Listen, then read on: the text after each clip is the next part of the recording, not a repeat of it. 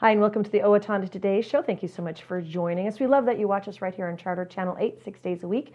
But we want you to know we always are looking for new ideas. So if you've got an idea of something you'd like to see on the Owatonna Today Show, just let us know at Owatonna Today at charter.net, or you can call Leanne Alt at 390-5751 and let us know what you've got going on in your area, and we'll take care of that. We do have a great show for you today. That's why I'm hurrying through this, because we want to get right to it. We're going to be talking with some Owatonna Police Reserve officers, as well as a look at what's going on at the Pillsbury Camps this summer. So stay with us. We'll be right back.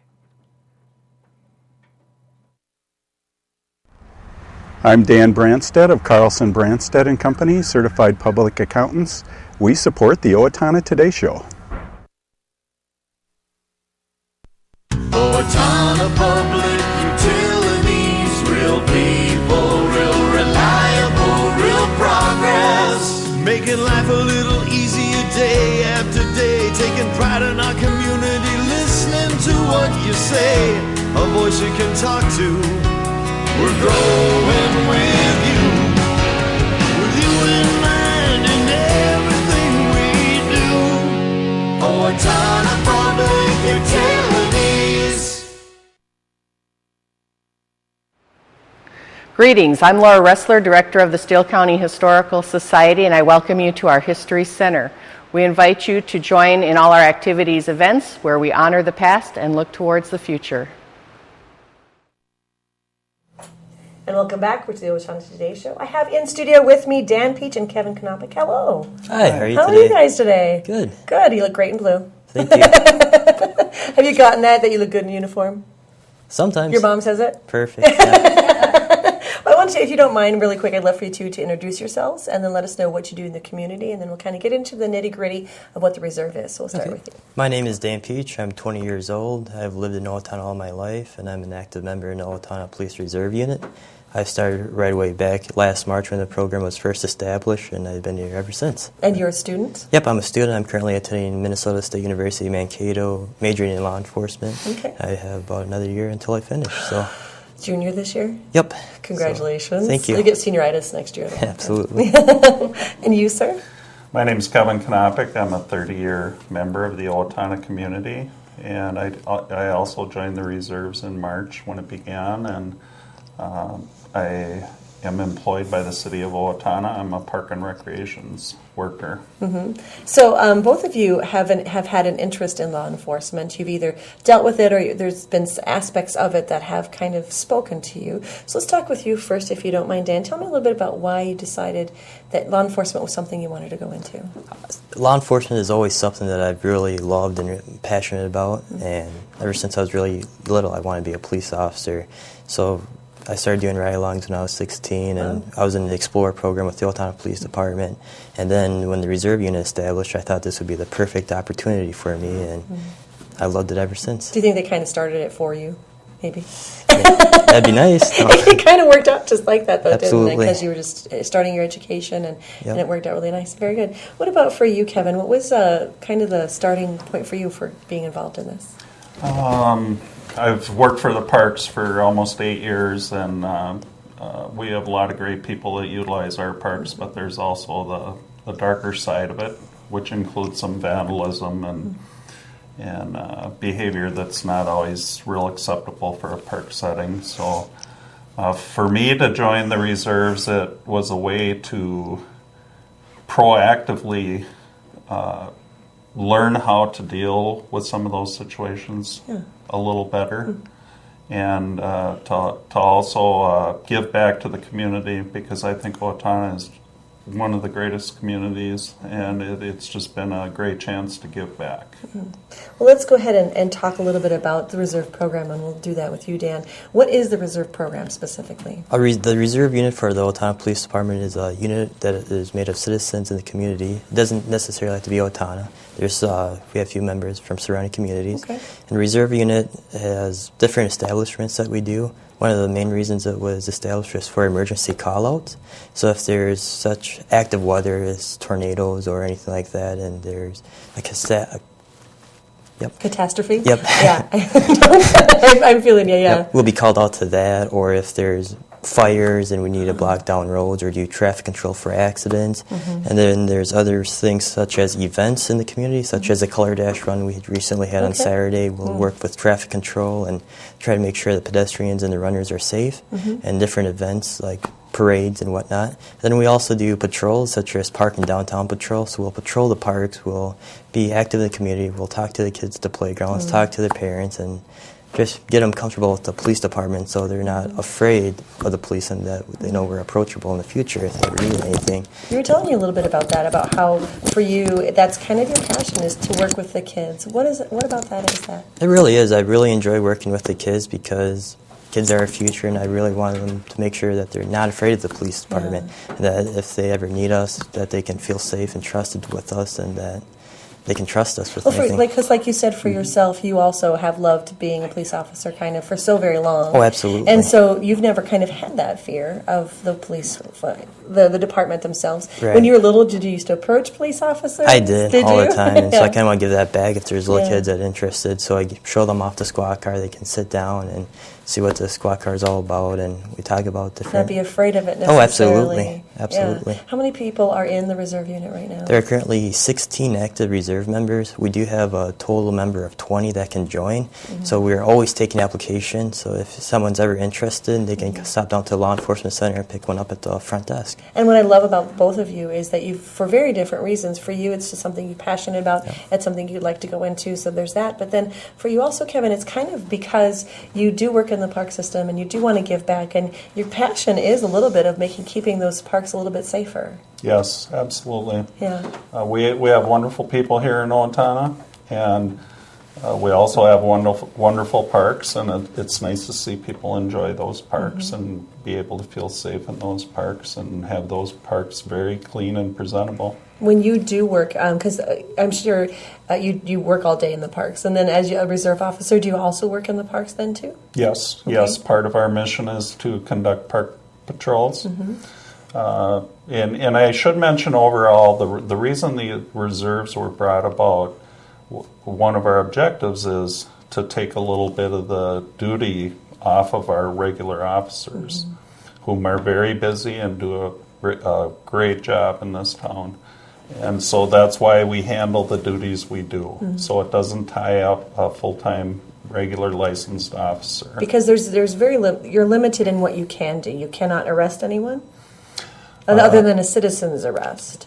Correct. But you can't do an official police arrest. So there's limits to what you can do, but by, like you're saying, patrolling, helping with the color dash, the police are available to help in other extreme emergencies. Exactly.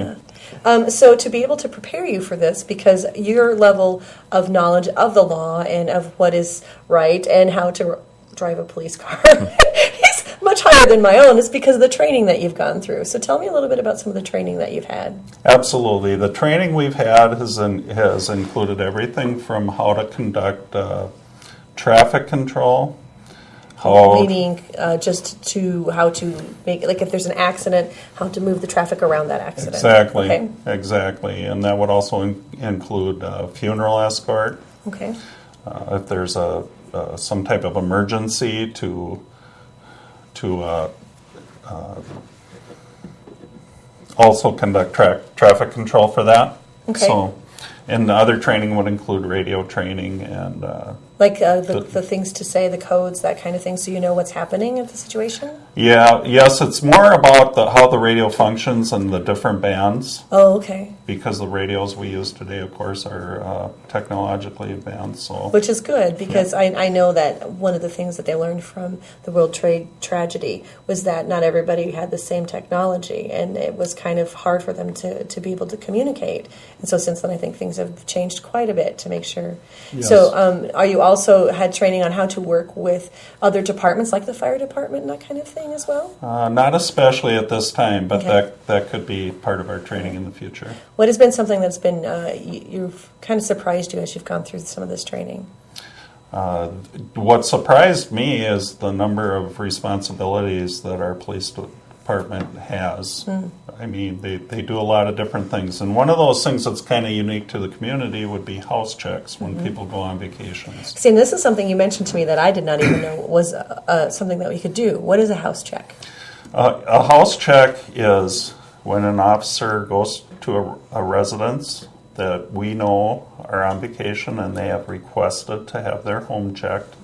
And basically, we go to the home, we walk around the home, we inspect the home for any possible forced entry or anything that might be amiss, and then we record that on the sheet of paper so we can let the homeowners know when they come back when their house was checked. Okay, good.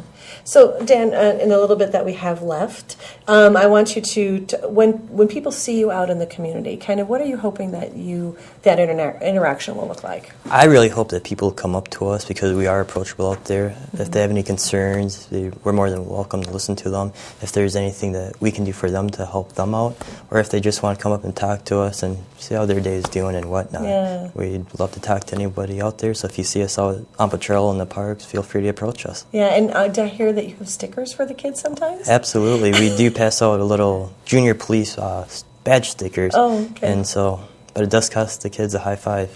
Oh, 5. I don't know, that's a lot. Wow. I know. I want to just thank you so much for joining us. And I would also like to thank you because this is a volunteer position that both of you have decided to take on. So thank you for that. Thank you for making the community safer and for all the time that you've given to the community. It's a good thing. Thank you for having us. Yeah, our pleasure. We'll be right back. Please stay with us.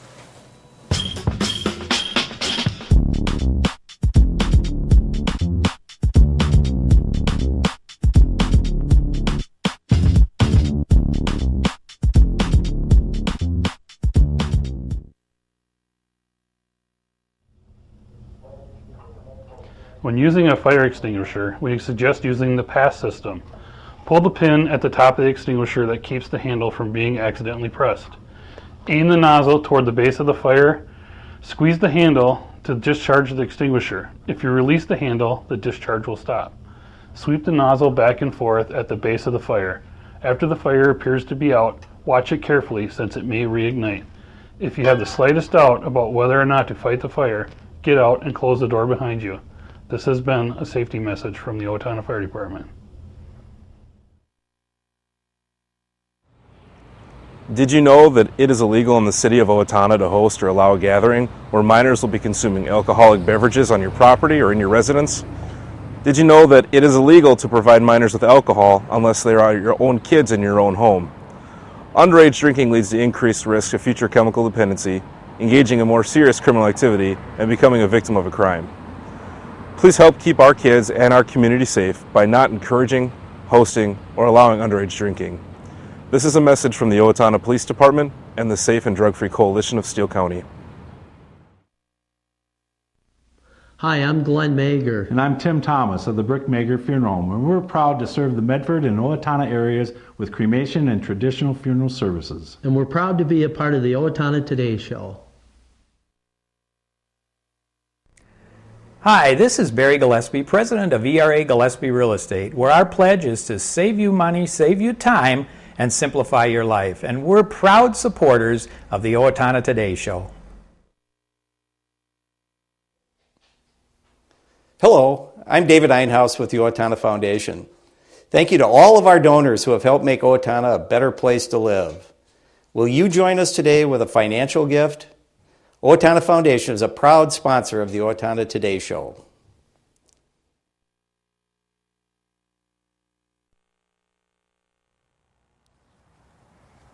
It's Leanne on the go with the Owatonna Today Show, and I am here at the Pillsbury Campus with Vonda White. Hello, Vonda. Welcome to the Owatonna Today Show. Thank you very much. Glad to be here. Okay. And Vonda is the entrepreneur that has purchased the Pillsbury property because she has a couple of very ambitious plans for this. Some of you have read about it in the local newspaper. So, Vonda, before we get into that, tell us something about yourself. You had a rather difficult childhood, is that correct? Well, my parents got divorced when I was 8, and from that, my mom was a single parent with 3 kids, and it was tough making ends meet and different things. And so I worked from a very young age. Pretty much, in a lot of ways, we had to really raise ourselves. Okay. And so I've been very ambitious and very goal-oriented, and I've also learned that hard work can overcome a lot, and that's probably one of my best assets, really, is that I'm a very hard worker, and when I set my mind to something, I get it done, and I know that when there's obstacles, there's ways around, under, over, somehow to get things accomplished. Okay. And you, after college, you started working in the insurance industry. So take us from that point forward. I was president of my student government when I was in college for 2 years, and from there I worked on the other side of an insurance company that sold student health insurance to colleges and universities. And so that was my foot in the door in my interview. And when I interviewed with them, I told them I will work for free for 1 year to prove I can be the best saleswoman you've ever hired if you give me the opportunity. Oh, and wow. that's how I got the job. Okay. And that's one reason I'm a stickler on, I think people, you can prove yourself. And that's, and really, like, I started with commission, and they didn't make me work for free. They hired me on the spot because of that statement, because that showed I was a hard worker. And then they told me they'd fire me in the first year if I didn't perform, and I said, don't worry about that, I'll quit if I don't perform. Okay. And I ended up becoming the second top salesperson. I sold more my first year than anyone had ever sold. And so a lot of times, you know, when you believe that you can do something, I really didn't know if I could or not, but I knew I would die trying. Okay. And so, you know, that a lot of times kind of supersedes everything else. Okay, so you kind of had the grit and the determination to succeed. Yes, that's true. Okay, and then from there you founded your own company, and tell us about that. Yes, so in 1996 I resigned from my position, which was I was a vice president of the company at the age of 27, and I decided to resign and start my own company competing. And so that's what I did, and I didn't know, you know, I was 7 months pregnant, gave up maternity leave. My child, when he was born, had major problems where he was the sickest baby in ICU. And, you know, the whole time I thought, oh my word, what did I do? I probably had made the biggest mistake of my life. And I had to keep, you know, working and everything. And within like 9 months, I knew I had made the right decision, and it was all going to work out. Okay, and then what year was that when you started? The name of the company is Collegiate Risk Management? Yes, I started Collegiate Risk Management November of 1996. Okay, so it's been, do the math in your head. 30 years. Yeah. Absolutely. Close to it. Yeah. So we can actually call you a self-made entrepreneur. Right, and not 30, 20, so 20. 18 really. 18, right, Yes, 18 exactly, years. Exactly. So let's segue to today, and you have closed on the Pillsbury campus. Tell us what your, first of all, how did you find out about the campus being available, and then tell us what your vision is. Well, through my insurance company, I've had a very successful career, and so from that, I've dived into different entrepreneurial scenarios, and so I also do a lot in real estate and vacation rentals and things like that. Okay. And my kids in entrepreneurship and in EO, which I'm a member of, Entrepreneurs Organization. Okay. You learn a lot, and you go to meetings, and you realize don't reinvent the wheel.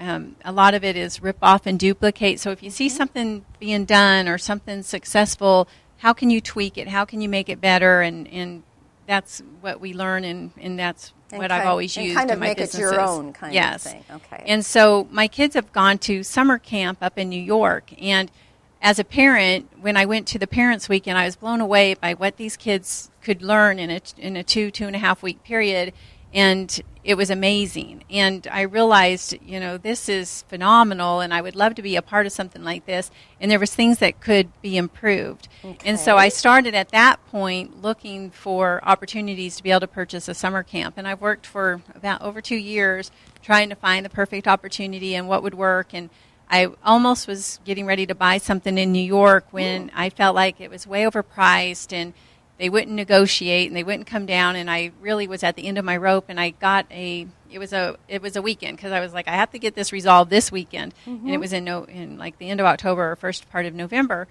And so I wrote a white paper, meaning if there were no limitations, what would I really want? Okay. And you take all the limitations away, money, etc. What do you want? And I put down on that paper, I really would want a college campus, because all summer camps that's what they are. They're summer, and they're not winterized, they're not air conditioned, and you can't use them except for in the summer months. And that's a big waste of money for the other 9 months of a summer camp. And so I'd love to have a college and university where you could do something year-round and then tie it into academics and education, because kids thrive so much at summer camp that if you tied that into academics, how much more would they learn and do in an academic environment? Okay. And so with that, I said a prayer about it, and I prayed for like 15 minutes full-heartedly, because I was like, Lord, you know how much I've been looking and how much this, it's really important to me. Here it is.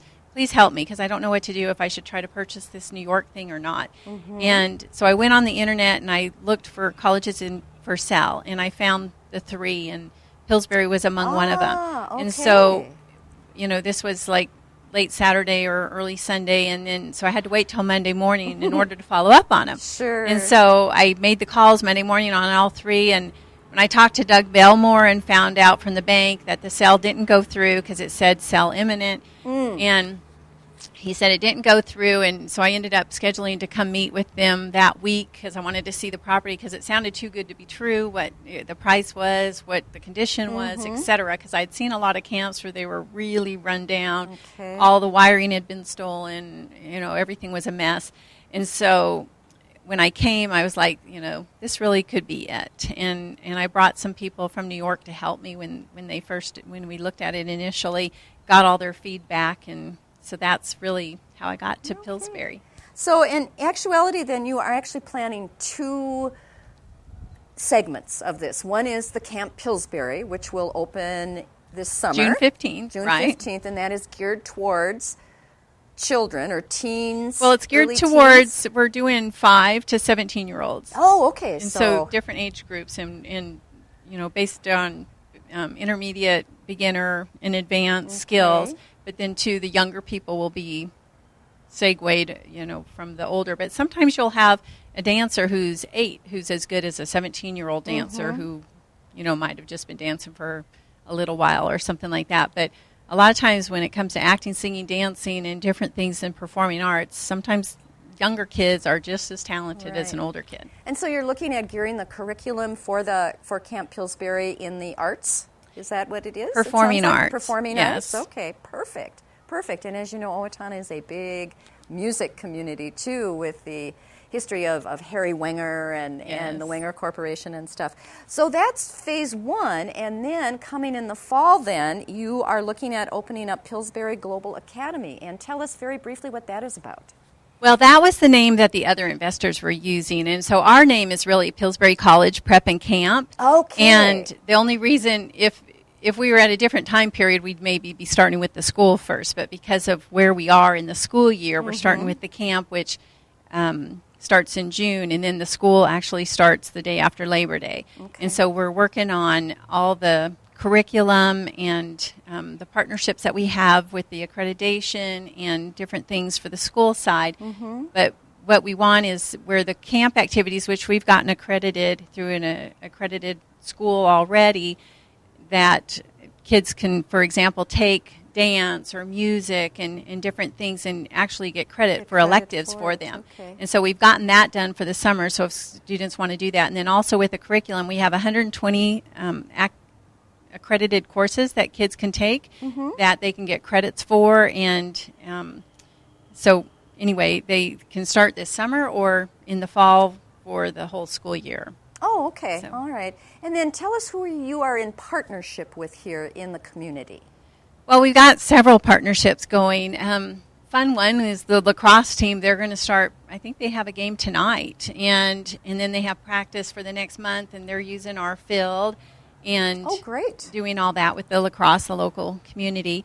And then the big partnerships are with Riverland Community College, Minnesota State University, where, for example, we're bringing in international students, and then that will end up boarding on our campus, but taking freshman and sophomore year courses for Riverland that will get them 2+2 acceptance into MSU. They could also go to another university also. And then we're working with the English language program so that if they're not fluent with their English and they need some help with that, whether it's with Riverland or other partnerships, that's a possibility. For sure, Riverland wants to do it, and then we've been in talks with Berlitz, the Learning National International Academy. And then Other partnerships is like Owatonna High School. They've been great to work with because, hopefully we can get the accreditation for our electives where they could use them. They possibly may not choose to. But we're using in partnership, like they're working with their tennis program and anything that possibly we might need to use, that kind of thing. And then, if they need to borrow something from us, they could, use our field too, or gym or whatever. So it really sounds like this is going to be a very big win-win for the community and for your camp and school. Yes. And so that's what we want, is we do not want to be closed off like this Pillsbury, the campus used to be closed off. We want to be very inviting, and how can we make things work? And so, for example, Owatonna's had to turn away a lot of different things because they didn't have the capacity and didn't have, whether it's the dorm space or the dining space or that kind of thing. Those kind of big groups have to go to Mankato or Minneapolis. Well, now you could bring a debate team or student government team or hockey and whatever it is, and they could dorm on our campus. We could feed them, and then they could go to the high school or to the for the basketball or whatever they're doing, or to the ice skating rink, etc. And so we, hopefully that will help the city of Owatonna, and it will help us too. So we've got a lot of different things going on with that. Well, it sounds all fascinating. We are out of time, unfortunately, on this, but thank you for giving us, thank you for coming to our community, and thank you for your investment in the community. I think that there's some wonderful collaborations and some wonderful things that will come from this as you continue to grow and develop ideas. And we're really looking forward to that summer camp starting, and that is June 15th, is that June correct? 15th through August 24th. And so we're very excited too. We love all the people that we've met, and the community has been very inviting, and the partnerships are exciting, and we just have a lot of things going and brewing, and so the sky's the limit, and we'll just work as ideas come to us from people, and if we can make it happen, we will. All right, great. Well, thank you so much for your time today, Vonda. We look forward to having you on the show again to give us an update, especially as you get closer to actually opening up Camp Pillsbury. That'd be great. We have a bunch of people on campus today getting ready to start construction soon, so yes, we'd love to have you come. Thank you. All right. Thank you so much, Vonda. Hi, I'm Amy Martinez. And I'm Adam Martinez, owners of Snap Fitness in Owatonna. Snap Fitness is a fast, convenient, and affordable fitness center, and we're proud supporters of the Owatonna Today Show. Everyone deserves opportunities to have a good life, a quality education that leads to a stable job, enough income to support a family through retirement, and good health. But the reality is, many children fall behind, many families are struggling, and many others are in poor health. United Way's goal is to find long-term solutions. Thanks to a grant from the Otto Bremer Foundation, we're hosting community conversations this year to address these issues. If you'd like to join us, please call our office. Hello, I'm Sean McNulty. And I'm Deb Gillard with Brookdale Senior Living, Sterling House, and Clarebridge of Owatonna. And we are a proud sponsor of the Owatonna Today Show. Thanks so much for joining us. We'll see you on Friday when we talk to the Steele County Clothesline and their spring fashion show, as well as Bark and Rec Pet Expo. Thanks so much for joining us. See you then.